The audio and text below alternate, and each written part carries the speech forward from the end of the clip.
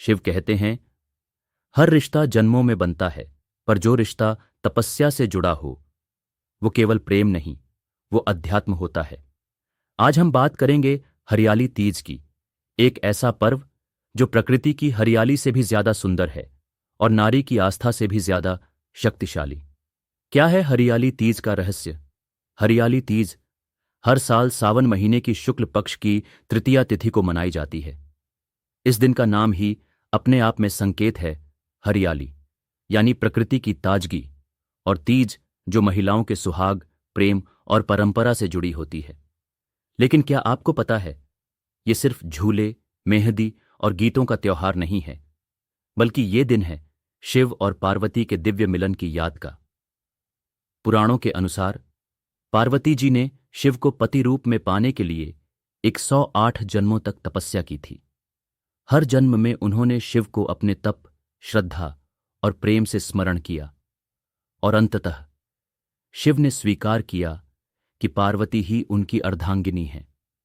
जिस दिन शिव ने पार्वती को वर रूप में स्वीकार किया, उसी दिन को हरियाली तीज के रूप में मनाया जाता है। ये दिन उस दृढ़ नारी शक्ति का प्रतीक है जो बिना किसी शोर के तप और समर्पण से स्वयं भाग्य को बदल देती है। त्योहार की परंपराएं और भावार्थ अब आप सोच सकते हैं कि इस दिन झूले क्यों झुलाए जाते हैं, हाथों में मेहंदी क्यों लगती है और महिलाएं हरे वस्त्र क्यों पहनती हैं। तो सुनिए, झूला आनंद का प्रतीक है।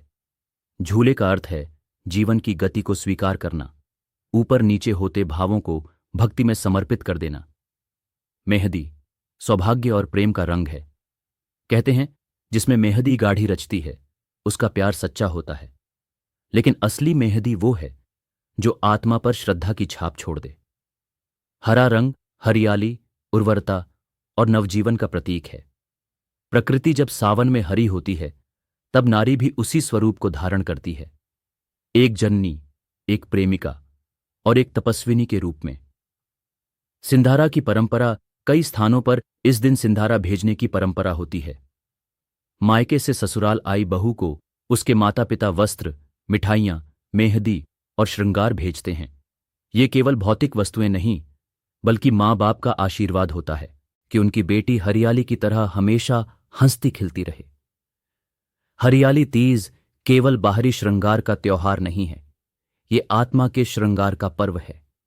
जब एक नारी पूरे विश्वास और प्रेम के साथ किसी संकल्प को थामती है, तो वो पार्वती बन जाती है, जो शिव को भी साध लेती है।